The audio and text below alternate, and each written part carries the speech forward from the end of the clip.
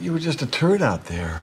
Have you ever had a nightmare that became a reality, like having a dream that you shit your pants at school or work and then actually doing it the next day? That's where we find ourselves 2 games into the American League Championship Series as our Houston Astros have shit their pants twice now. All of our pants are filled with poo. Welcome back to Banging the Can, the Houston sports show that does not apologize for championship rings and tings, presented by Bolen Media. I am Ross Bolen, and the nightmare is now a reality as all of our fears are coming to fruition. Everyone who follows the Astros has been aware of our struggles at Minute Maid Park all season long. We suck ass at home. And we all tried to tell ourselves that maybe, just maybe, come October, things would be different. And the divisional series against the Twins gave us a little more confidence that perhaps our struggles at home were behind us. But alas, like a teenager with 2 parents who hate each other but refuse to get divorced, home is not where the heart is for the Houston Astros. Now the Astros find themselves in an 0-2 deficit to the Rangers as we head to Arlington for Game 3 on Wednesday at 7:03 p.m. Central Time. Brutal stuff. Justin Verlander pitched great in Game 1. Not his best, didn't have his best stuff, but still, all things considered, pitched great. Giving up only 2 runs in a postseason game. If you can't score 2 runs in the postseason, you're not going to win. Everybody knows that. He only gave up 2 runs, but the Astros couldn't get shit going against Jordan Montgomery. Squandered too many opportunities to get on the board, which has kind of been the story of the series so far. But that Game 1, man, that was boring as shit. And really, it came down to an incredible Evan Carter catch that, if it was hit 10 feet to the left, would have been a game-tying home run from Alex Bregman.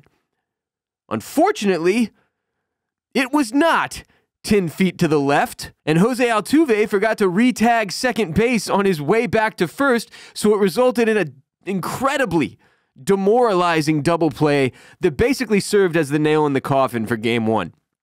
And that was it. There's not a lot to talk about from Game 1. Just like in Game 2, there was a point where we had the bases juiced. We looked certain to strike, and we didn't. But that was pretty much the story of Game 1. Verlander, he shoved. He certainly threw well enough for us to win. He deserved a postseason win. He didn't get it. No bats. No hitting. Dominated by Jordan Montgomery, who threw well. I mean, he pitched a great game, but it wasn't like you didn't leave Game 1 feeling like, well, the Rangers just absolutely crushed. I know Altuve in his pre-game interview on Fox before Game 2 said, like, sometimes you just got to tip your hat. I didn't really feel that way. I understand trying to harness that sentiment as a player, but I didn't really feel that way about Game 1. It didn't feel like, well, sometimes you just got to tip your hat. Like Game 1 of the championship series at home, putting up a goose egg is kind of unacceptable. Like you just can't do that. And you put yourself in a bad position when you lose Game 1 of any postseason series. But certainly the championship series when you're now yielding home field advantage to the other team, because you put up 0 runs when your 2-time Cy Young Award-winning future Hall of Fame pitcher only gave up 2. Bullpen was nails, as usual. Gave up none. And that was it. That was Game 1. And then it was on to Game 2, where Framber Valdez was, as we feared in Game 2, all too hittable and the opposite of composed. Going into the postseason, one of the big question marks for this ball club was going to be, what happens with Framber Valdez? Which Framber Valdez are we going to get? 2022 postseason Framber Valdez that plays a massive role in securing your franchise's second World Series in 6 years? or 2023 regular season Framber Valdez, who was a grab bag of brilliance and dog shit. You just didn't know, and there wasn't much brilliance. He had the no-hitter, he had a few other games where he looked like his old self, but for the most part, he was wild, he couldn't find the zone, he couldn't hit his spots, and he looked like 2019 Framber, where he wasn't composed, where you could see him getting in his own head. And that's what we got in Game 2. And that was backbreaking, frankly. We'll get into the rest of the game, but Framber alone in the first inning put us in a position where every single Astros fan watching went, that's not good. It's not the start you want, giving up 4 runs in the first inning with a guy that you expect to be an ace on the mound. He committed 2 errors in one play. Essentially, if you want to get under Framber's skin, all you have to do is hit a dribbler back to him. He will fuck it up. Major issues with defense, this guy. He bobbled the ball. There's one error. Then he fucking threw it 6 feet to the left or right. I can't remember which direction of Abreu at first. There's error number 2. And you got runs. You got guys rounding the bases. It's not what you want. It was a disaster. 4 runs in the first inning. The man changed shoes. That's where he's at mentally right now. Fuck these shoes. Got to get some other shoes. Came back out. Still didn't make it much longer. I mean, you got to get more than 3 innings out of your starter in the championship series. He was terrible. He was terrible. There's no way around it. He knows he was terrible. Dusty knows he was terrible. Everyone on the Rangers knew he was terrible. These guys were going up with a green light and swinging away on a dude who you expect to be very, very tough to hit. But not this year, not this Framber, and not on this night where he was, afternoon, I guess, games at 3:37, excuse me. I don't know why. Again, I get that they had to get the Phillies game in, Phillies Diamondbacks in at night. I don't know why we're stuck with the afternoon time slot, but I much prefer it if I'm going to have my heart ripped out and shit on to be like the last thing that occurs that day before bed. So I'm not just moping around my house being a dickhead to my wife and kids because the Astros ruined my mood. I worked out right before Game 2, getting hyped, throwing some weight around, worked up a sweat, got a few endorphins going in my brain, and the Rangers nuked all of those endorphins before the first inning was even over. Thanks, Framber. You ruined my workout and my family's morale for the rest of the fucking day. What a Monday. Brutal. Changing fucking shoes. God damn it. That was awful. That was awful. And if not for that first inning, we very clearly win this game. Game 1, give it to him. Jordan Montgomery, great job. Bregman didn't quite pull that ball enough. Game over. It is what it is. Game 2, we fucking blew it. Framber blew it. Because the rest of the game, we were solid. The bullpen, phenomenal. Phenomenal. We just couldn't quite get enough runs, and there were a couple of opportunities that we really, again, squandered. Yordan Alvarez, fantastic. Virus, Game 1, struck out like 4 times. Didn't know what was going on there. Game 2, guess what? 2 bombs. 2 bombs, and that hurt because Game 1, we squander a Verlander gym. Game 2, we squander a double bomb day from our man Yordan Alvarez, who unfortunately, because nobody else is on the fucking bases when he's up to bat, both of them were solo shots. And if that wasn't the case, maybe we win this game. But it was the case. Fantastic from Yordan, though. He's having an unbelievable postseason. If not for the situation we are in, where we are down 0-2, he'd probably be the #1 guy being talked about in the national media at this point. But he's not, because we stink at home. Alex Bregman, Another guy that has showed up this series and had a good postseason and been great defensively. 10 feet from tying the game in game 1, game 2, he hit a bomb. Guess what? It was a solo shot. Nobody else on base. Brutal. Not what you want. Abreu's been okay. But oh my God. 2 guys we absolutely have to have contributing have done jack shit with the bat. Jose Altuve, not getting it done at the plate. Kyle Tucker, not getting it done at the plate. Neither of them have done a single thing with a bat in their hands. Kyle Tucker ended up taking off his batting gloves in the middle of the game and attempting an at-bat without gloves on, like, you know, how he used to hit. Guess what happened? He struck out. That didn't go well. Go get the gloves, Kyle. He's just not seeing the ball well.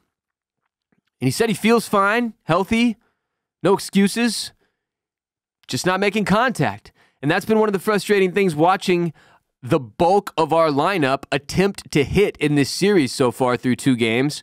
It's not like we're seeing a bunch of great at-bats. Guys fouling off 5-6 pitches, working the count, and then making solid contact. A lot of fucking weak first or second pitch ground outs to like third or second or short, which is just infuriating, especially when you got guys on base, especially when you got guys in scoring position. And Altuve and Kyle Tucker have been bad, as has Chas McCormick. And I love Chas. I'm a Chas chomper like the rest of you. All right, I was right there with you at the beginning of the season going, why the fuck is Jake Myers out there? Where is Chas? Chas is my guy.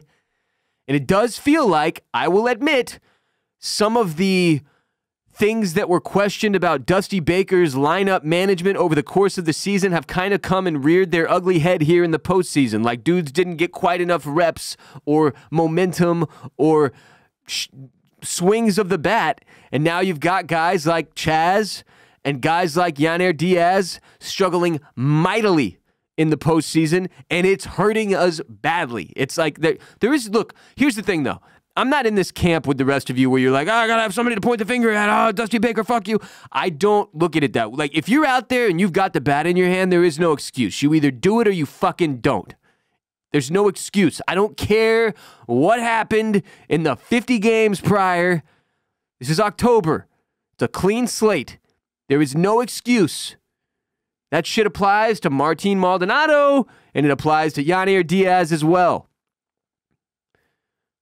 My God, though, that inning, bases loaded, no outs, to not get a single run, you pretty much knew the game was over. That was it. That was the chance right there. That was the game. And it was backbreaking. Altuve and Kyle Tucker, both nothing. Nothing. And you can't have that. It doesn't matter. Look, Yordan Alvarez cannot be the only dude swinging the stick out of those 3. Out of Altuve, Tucker, and Yordan. Bregman, been good. Abreu, good enough. But you gotta have Altuve. You gotta have Kyle Tucker. And right now, we do not. You know, long series, 7-game series. People forget that. A lot can happen. But so far, this has been massively disappointing. Just not catching any breaks and then not making it happen for ourselves. And the bases loaded with no outs thing, it can't happen. You can't walk away with a 0 when you got the bases loaded with nobody out. And credit to Uvalde, because he came out and he really did step it up. And he really is a better pitcher when he's got guys in scoring position. And there is another level that he finds, but you got to be able to match that as a hitter. Especially Jose Altuve. You just expect, like, put the fucking ball in play in the outfield, bro. Give us a chance. We get 1 run out of that situation, this game goes completely differently. We get multiple, we probably win. We got none. 0. This is pretty straightforward so far. This is not rocket science, what's happened in the first 2 games. But you can't have your starter fail to make it 3 innings and give up 4 runs in the first. You can't have the bases loaded with no outs and not score. You can't have Jose Altuve and Kyle Tucker contributing nothing at the plate. Simple as that. Bullpen has been great. The bullpen and Yordan Alvarez have single-handedly kept us in these games. Now let's jump to Maldonado and Diaz. Look, this is a situation the Astros are going to have to figure out in the offseason. Because there is nothing, again, when you run Framber Valdez out there and he stinks it up, and you've got Maldonado catching, you are double-edged sword cutting your own dick and balls off. Because Maldonado is one of the worst hitters in the history of the postseason. He is terrible at hitting. And baseball is a two-way sport, unless you're a DH. But that's beside the point. It's the exception that proves the rule. And when your big guns, Altuve and Kyle Tucker, are struggling at the plate, and then you've got an automatic out batting ninth in Martin Maldonado, it makes it fucking brutal for the dudes that are in the 7 and 8 spot. Like, let's say by some miracle of God that Chas McCormick and Jeremy Pena do get on base. This is what happened when we had the bases juiced. You went, okay, if Chas gets on here, you've got to pinch hit Yanier Diaz for Martin Maldonado. He gets on base, bases loaded, no outs. There's the pinch hit. There it is. Does he get it done? Absolutely not. Yanier Diaz. And people are making excuses for him. He didn't get enough ABs. I brought this up a few minutes ago. It's one of the things from the regular season that's like rearing its ugly head here. I still think it's bullshit. There are no excuses in the postseason. Yanier has been god-awful batting. Maybe that's part of the reason he hasn't been getting the playing time he's supposed to. I don't know. He was fantastic hitting in the regular season.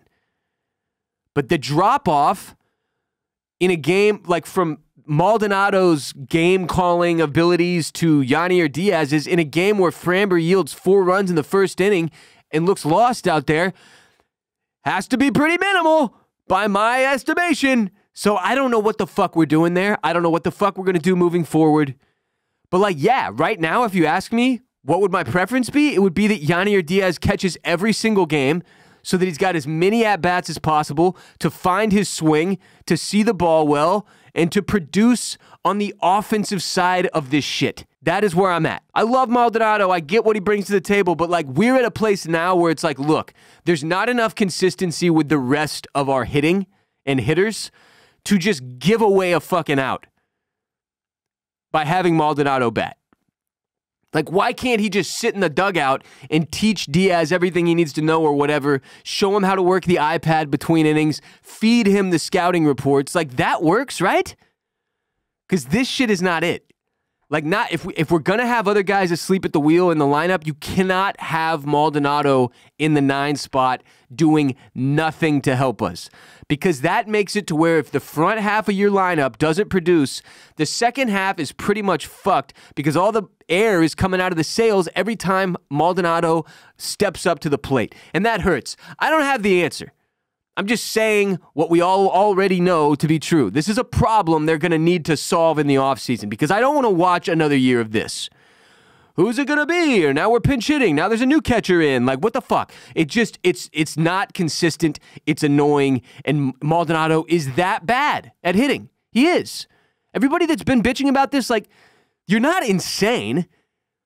It's just a problem that very clearly wasn't going to get solved this year. So people like me are not, I'm not trying to have that conversation when Dusty has already made up his mind. But going into next season, regardless of how this postseason run ends, I think we all deserve some kind of an answer for what the strategy is moving forward between Maldonado and Diaz because this has been fucking frustrating.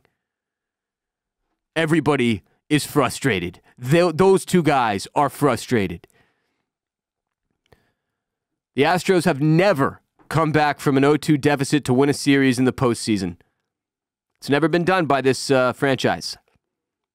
Now, that being said, with all that this team has done during this incredible 7-year run, why not add coming back from down 0-2 for the first time in franchise history to the list? According to MLB.com, teams that win the first 2 games in a best-of-7 postseason series have won the series 75 of 89 instances. Now, don't get your head down. Remember, we have the second longest championship series appearance streak in the history of the sport behind the 90s Braves currently. So this is, by definition, a very special team. So 14 teams have overcome the odds and proven no 2-game lead is safe. Of those 14 comebacks, according to MLB.com, 10 have come in the World Series, while 4 were in the League Championship Series, 2 in the AL, 2 in the NL. Most recently, the Dodgers did it to the Braves in the 2020 NLCS. Many of us don't consider that season to even count. The Red Sox did it to the Yankees in the 2004 ALCS. So that's a 16-year gap in anybody doing it. The Red Sox obviously famously trailed 3-0, came back and pulled off the series win. Then you got to go back to 1996. The Yankees did it to the Braves in the World Series. That is the extent of the examples since the 1990s. To get more than those 3, you're going to need to pop back into the 80s. And then the 70s.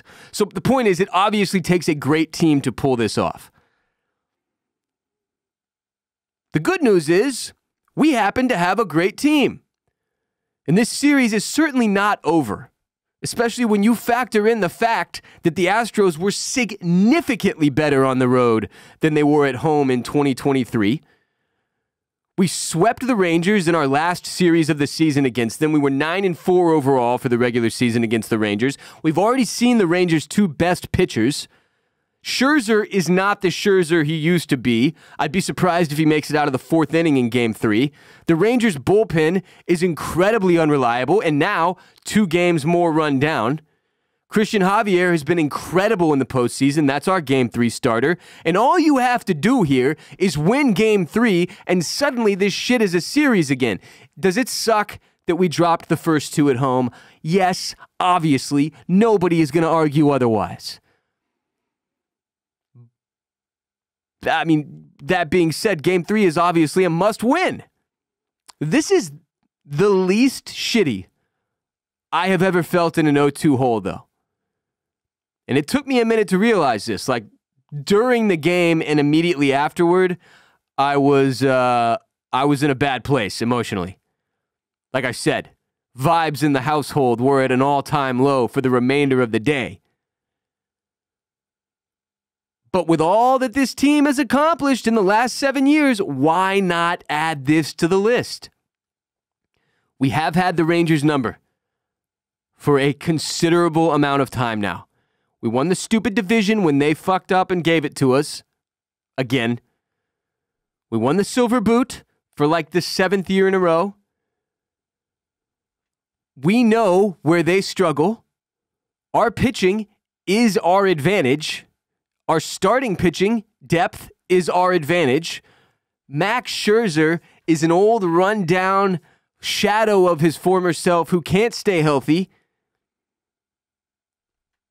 And this will be his first game. Do you remember what we did to Max Scherzer in the regular season during his first start for the Rangers where he faced the Astros? We shelled this dude.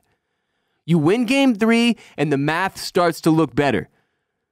You win Game 4, baby, you got a stew going. You go into Game 5, 2-2, anything can happen. Anything. And if anybody can pull it off, it's this team. They seem to have the right attitude. The only thing that's missing is some band like the Rangers have Creed to carry them through. So maybe they need to pick one. Get Pearl Jam. Rally around something that's the equivalent of 90s grunge alt-rock. But this is not over. It just hasn't gone the way we hoped it would so far. And I know it's not over because the amount, like, you know, online, everybody just, it's like death threats and every insult you've ever hurled at another person being thrown around. In real life, I'm friends with a lot of Rangers fans. And it's more cordial the way we address each other. It's not, I hope you die. It's, this is miserable. It's been miserable for them so far, too. They only won 2-0 Game 1. Game 2, it looked like they were going to find a way to blow it. And they held on. But you think they're not nervous? These fuckers, the last 2 times they went to the World Series, got within an out of winning. You know how many they won? None. They've got a history of fucking shit up too. Blowing it, choking it. Maybe that happens here. I don't know. It's been a miserable season. It would be a nice way to redeem ourselves coming back from an 0-2 hole against what is probably, historically, our most hated rival in terms of the Houston and DFW rivalry. This is the purest version of it. Texans-Cowboys has never been like a real rivalry. Rockets-Mavs has been off for years. And we're never good at the same time. We're never great at the same time. But we're looking at a real rivalry here between the Astros and Rangers. These teams do not like each other. These fan bases despise each other for the most part. These cities hate each other. And now we sit in an 0-2 hole going into Arlington with a chance to shock the world. That is where we are at. That is where we are at. One thing about Houston that you better make peace with if you want to survive, it is fucking hot most of the year. And if you don't dress accordingly, you will die accordingly. Fortunately, Bird Dogs will have you looking good and feeling good no matter the season in their most comfortable and versatile shorts, pants, and bathing suits in the entire world. Today's episode is brought to you by Bird Dogs. I've been wearing Bird Dogs for several years now. I wear them to do yard work. I wear them to work out. I wear them while I'm hooping. I wear them when I go swimming. I wear them when I play golf. I wear them when I sleep. I wear them to do everything. They fit great, they feel great, and they look great. They're insanely comfortable and come in a ton of different designs, all with funny names like the Art Fart Knockers, Uncle Bucks, Teddy Rubskins, and Forrest Pumps, just to name a few. I've got an entire drawer of my dresser in my bedroom occupied entirely by Bird Dogs with like 20 pairs in there. Their pants are great for the golf course when weather gets a little cooler like it is now here in October. Pants are also great for the office or going out to dinner or hitting the bars. They're just as comfortable as the shorts, but they look sharp. And now they've got great-looking polo shirts that are just as comfortable as the shorts and pants as well. Click the link in the description below to go to birddogs.com/BTC and enter code BTC at checkout. They will throw in a free Bird Dogs tech hat with every order, like the one you see in front of me here if you're watching on YouTube. It's a beautiful Bird Dogs hat for free when you go to birddogs.com/BTC and use code BTC at checkout. birddogs.com/BTC code BTC. The Texans improved to 3-3 with a 20-13 win over the New Orleans Saints at home on Sunday. And this was another step in the right direction for the D'Amico Ryans-led Texans football team. C.J. Stroud finally threw an interception, setting the NFL record for the most passing attempts without a pick at 192. But even on the interception he threw, things went well. The Saints fumbled the football before the play was over. The Texans recovered, resulting in a first down, and then they went on to score a touchdown that drive. So even the one pick he has thrown through 6 games and 192 pass attempts before he got there, even that ended well. It was astonishing. Got the running game going against the Saints. That was nice. I had over 90 yards in the first half, I think. We are tied now with the Colts for second place in the division at 3-3, and the Colts just lost their rookie QB Richardson for the remainder of the year, it's expected, with an arm injury. Jacksonville leads the AFC South at 4-2, but you'll remember we beat their ass pretty handedly in Week 3 this year. It was good. It was good. There was some questionable clock management decision-making in the fourth quarter where we have the lead and the ball, and we throw 2 incompletions in a row, handing the Saints, letting them keep 2 of their timeouts that otherwise they would have had to use. That was brutal. Now, obviously, D'Amico expected that CJ would complete at least one of those passes, but that didn't happen.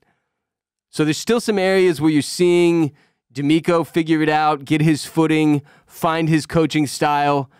But overall, the play calling, especially now that we've got a little ground game going, and you're not having to have CJ throw it 40 fucking times a game, it's been solid.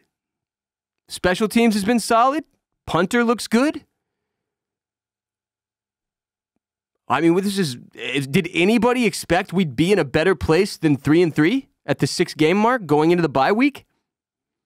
I don't think so. I'm happy. You should be happy too.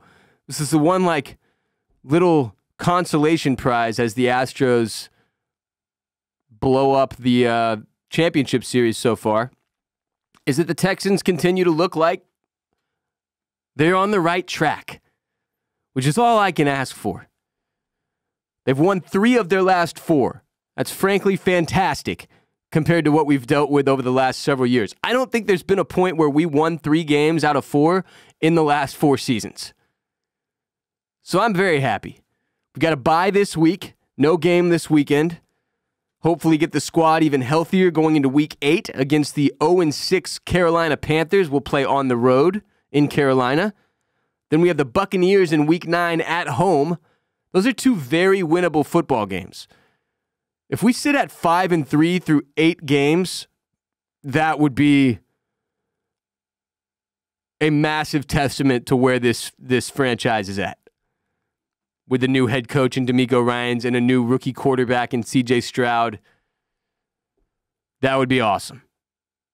We're really doing it, Texans fans. We're really, really doing it. Now, I have to abandon the positivity and jump back to the Astros for a second. We play game 3 and 4 on Wednesday and Thursday in Arlington. Both are in the evening. Thank you, God. Then, game 5 will be in Arlington as well, if we earn the right. It's a 2-3-2 thing. Remember, 2 games in Houston, 3 games in Arlington, 2 games in Houston, if we get there. And like I said, it's going to take something special to get there. It's going to take something special. But they've done a lot of special things, this team. It's not beyond the realm of possibility that we find ourselves looking at a 2-2 series after game 4. We'll just have to wait and see.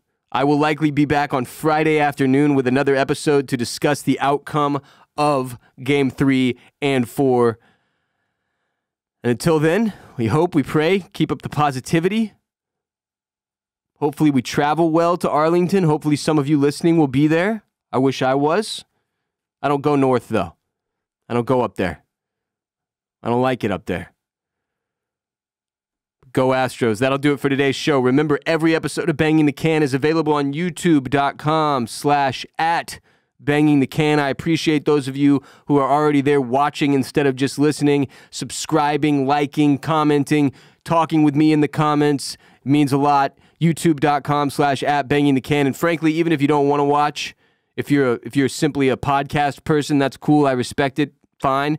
Go subscribe on YouTube anyway, just to support the show so we can continue to grow. On that note, please share the most unapologetic Houston sports show in existence with your friends and family. Support our sponsors. This week we had Bird Dogs. Click on the link in the description below to go to birddogs.com/BTC. Enter code BTC when you check out, and you'll get that free Bird Dogs tech hat with your order. Check out my media startup, Bolen Media, at bolenmedia.com. My comedy show, The Ross Bolen Podcast, available wherever you're getting Banging the Can. Follow us on TikTok, @BangingTheCan, as well as Twitter, or X as it is now known, Instagram, and Threads, @BangingTheCan. I'm Ross Bolen. You can follow me on Twitter and Instagram at WRBOLEN. I'll be back soon. Until next time, keep your heads up.